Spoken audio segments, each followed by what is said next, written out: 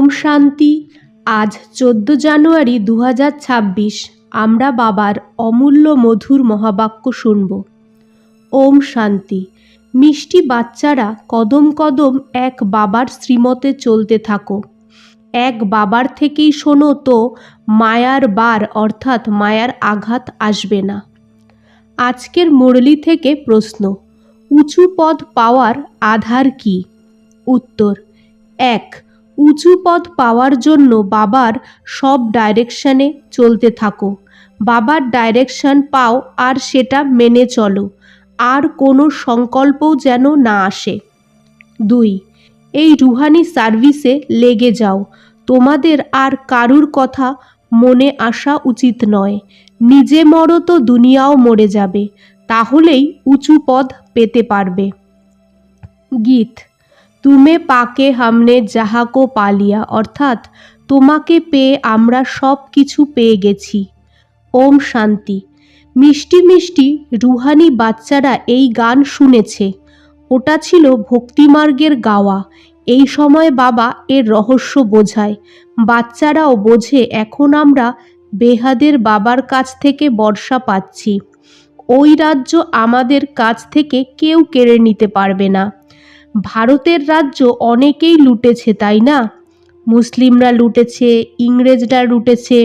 বাস্তবে সব থেকে প্রথমে তো রাবণ লুটেছে অসুরী মতের ওপরে। এখানে যে বাদরের ছবি দেখায়, hear no evil, see no evil, এরও তো কোনো রহস্য অবশ্যই আছে, তাই না? বাবা বোঝায় যে একদিকে রাবণের অসুরী সম্প্রদায় যে বাবাকে জানে না, অন্যদিকে আছো তোমরা বাচ্চারা, তোমরাও প্রথমে জানতে না। বাবা দাদার জন্যও শোনা যে প্রথমে দাদা অনেক ভক্তি করেছিল, এটা দাদার অনেক জন্মের শেষ জন্ম। ইনি প্রথমে পাবন ছিল, এখন পতিত হয়ে গেছে, এনাকে আমি জানি। বাবা বলে আমি তো বাচ্চাদের সাথে কথা বলি। বাবা বলে প্রথম কথাটাই হলো পবিত্র হওয়া। এখনই বুদ্ধিতে ধারণ করতে হবে। এখানে কায়দা খুব কড়া। আগে তোমাদের 7 দিনের ভাট্টিতে বসতে হবে, এর মধ্যে যেন কারুর কথা মনে না পড়ে, না কোনো চিঠি লেখা। যেখানেই থাকো কিন্তু সারাদিন ভাট্টিতে থাকো। কেউ কেউ তো শোনে, বোঝে, তারপর চলে যায়। অনেক ভারী রাস্তা এটা। বাবার কথা শোনে না। বাবা তো বলে তোমরা তো বানপস্থী, তোমরা কেন ফেসে যাও? তোমরা এই রুহানি সার্ভিসে লেগে যাও। তোমাদের পুরুষার্থী হলো নর থেকে নারায়ণ হওয়া। কদম কদম বাবার ডাইরেকশানে চলতে হবে, কিন্তু এতেও সাহস থাকা চাই। শুধু বলার ব্যাপার নয়, মোহের ব্যাপারটাও কম নয়, নষ্টমোহা হতে হবে। তোমাদের তো এক শিব বাবা, আর কেউ না। আমরা ওনার স্মরণ নেই আর বলি যে আমরা কখনো কাউকে বিষ দেব না। তোমরা ঈশ্বরের দিকে আসো তো মায়াও তোমাকে ছাড়বে না, খুব ঝামেলা করবে। যেমন বৈদ্যরা বলে যে এই ওষুধে আগে সব রোগ বাইরে আসবে, ভয় পেও না, এটাও সেই রকম। মায়া খুব বিরক্ত করবে। বানপ্রস্থ অবস্থাতেও বিকারের সংকল্প নিয়ে আসবে, মোহ তৈরি হবে।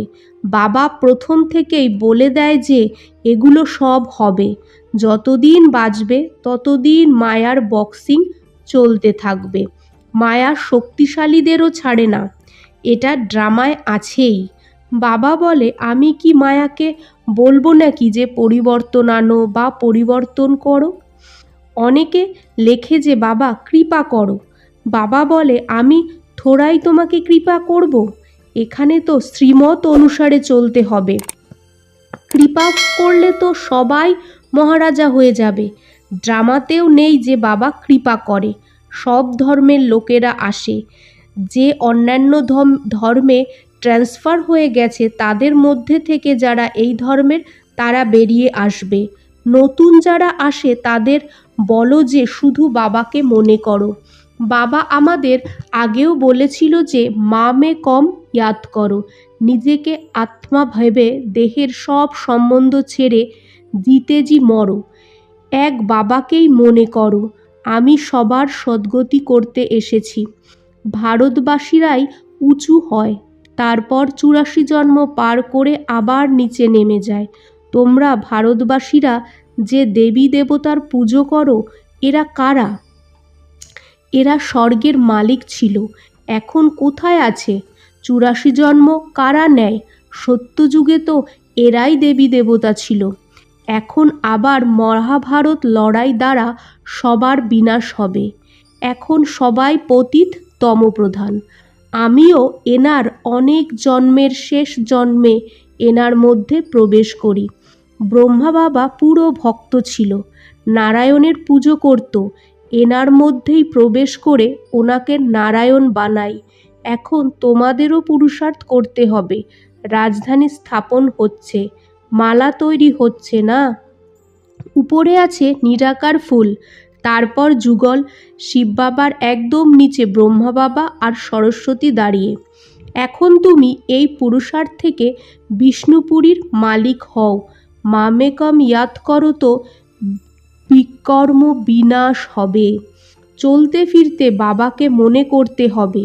নিজের চার্ট রাখো, সারাদিনে কতটা মনে করেছো, সকালে উঠে কত সময় বাবার সাথে কথা বলেছো, আজকে বাবার ইয়াদে বসেছো। এরকমভাবে নিজের সাথে খানিকটা সময় কাটাও।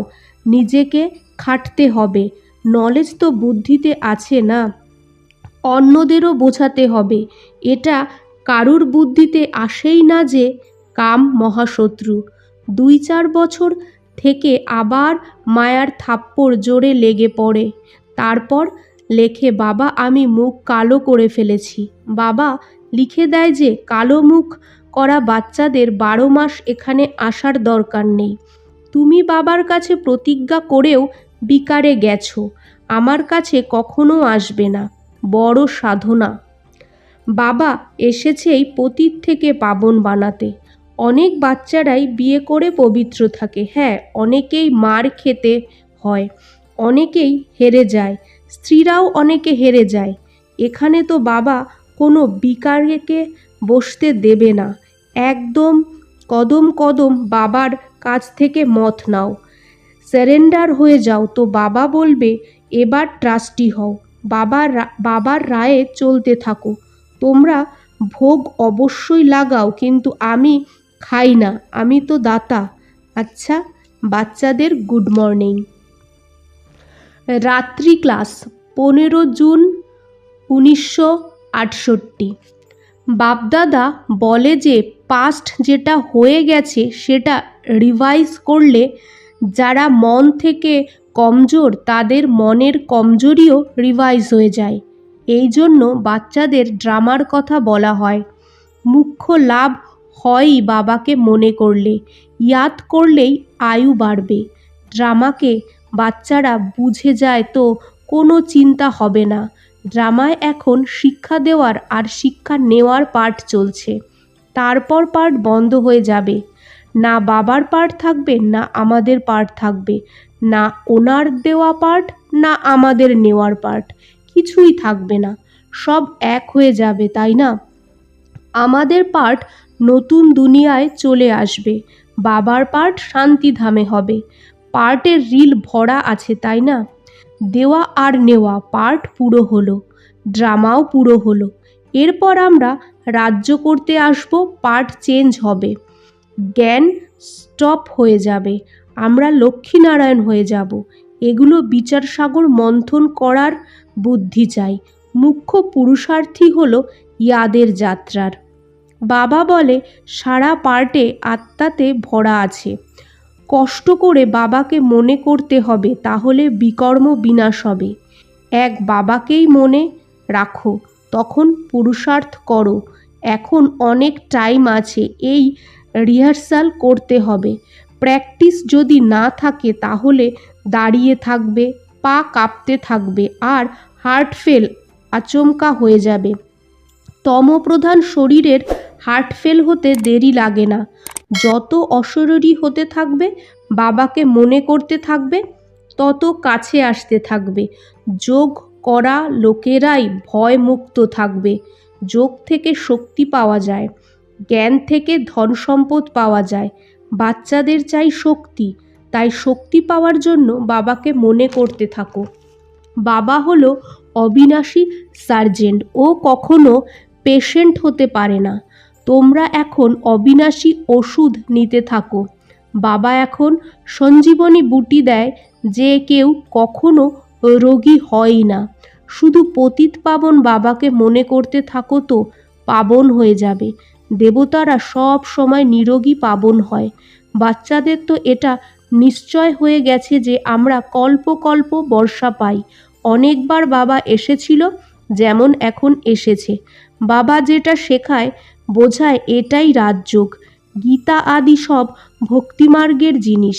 এই জ্ঞান মার্গ বাবাই বলে। বাবাই এসে নিচু থেকে উপরে ওঠায়। যে পাক্কা নিশ্চয় বুদ্ধি হয়, সেই মালার দানা হয়। বাচ্চারা বোঝে যে ভক্তি করতে করতে আমরা নিচে নেমে গেছি। এখন বাবা এসে সত্যিকারের কামাই করায়। লৌকিক বাবা তো কামাই করায় না, যত কামাই পরলৌকিক বাবা করায়। আচ্ছা, বাচ্চাদের গুড নাইট আর নমস্কার। আজকের মুরলি থেকে ধারণা: 1. মায়া পেহলবান হয়ে সামনে আসবে, এর জন্য ভয় পেও না। মায়াজিত হতে হবে। কদম কদম শ্রীমতে চলে নিজের উপর নিজেই কৃপা করতে হবে। 2. বাবাকে সত্যিকারের পেতামল দিতে হবে। ট্রাস্টি হয়ে থাকতে হবে। চলতে ফিরতে ইয়াদের অর্থাৎ মনে করার অভ্যাস করতে হবে। আজকের বাপদাদার মধুর বরদান: রুহে গুলাব হয়ে দূর দূর পর্যন্ত রুহানি সুগন্ধ ছড়ানো বাচ্চারা রুহানি সেবাদারি ভব। রুহানি রুহে গোলাপরা নিজের বৃত্তি দ্বারা রুহানিয়াতের সুগন্ধ দূর দূর পর্যন্ত ছড়িয়ে দেয়। ওদের দৃষ্টিতে সদা সুপ্রিম রুহ মিলেমিশে থাকে। ওরা সবসময় রুহুকেই দেখে, রুহু ভেবেই কথা বলে। সদা আমি রুহু, সুপ্রিম রুহুর ছত্রছায়ায় আছি। আমি রুহুকে সব কিছু সুপ্রিম রুহুই করায়। এরকম প্রত্যেক সেকেন্ডে হুজুরকে হাজির অনুভব করা বাচ্চারা সদা রুহানি সুগন্ধে অবিনাশী আর একরস থাকে। এটাই রুহানি সেবাধারীর নাম্বার 1 বিশেষতা। আজকের স্লোগান: নির্বিঘ্ন হয়ে সেবায় আগে নম্বর নেওয়া, অর্থাৎ নাম্বার 1 ভাগ্যশালী হওয়া। ওম শান্তি।